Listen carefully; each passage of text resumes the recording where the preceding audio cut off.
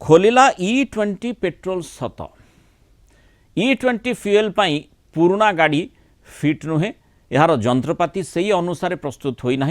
बरं E10 बजाय रखा सरकार को अनुरोध करिछि भारतीय ऑटोमोबाइल निर्माता संघ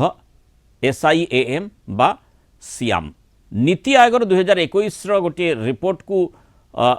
आनी एभली जुक्ति दर्शई SIAM रिपोर्ट रु कहा जाइछि जे E20 सहित E10 पेट्रोल रो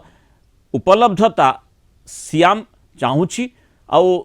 चेतावनी दे ऑटो निर्माता संघ कहिछि जे कम इथेनॉल इंधन बा E10 को जदि संपूर्ण भाव प्रत्याहार कर दिया जाए ताहले जो पूर्वरु जो गाड़ी गुड़िक चलुछि जानवाहन चलुछि तापाई असुविधा हेब सुरक्षा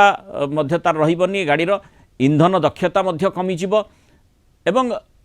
गाड़ी चलेबार मध्य समस्या उत्पन्न होई पारे। 2021 रे এই रिपोर्टटी प्रस्तुत होइतिला बोली कहा जायछि जेउथिरे भारत रे इथेनॉल मिश्रण पई नीति आयोग रोड मैप 2020 रु 25 पई स्टेक होल्डर को परामर्श समय सुपारिश गुड़िक दाखल करिथिला SIAM बा सियाम।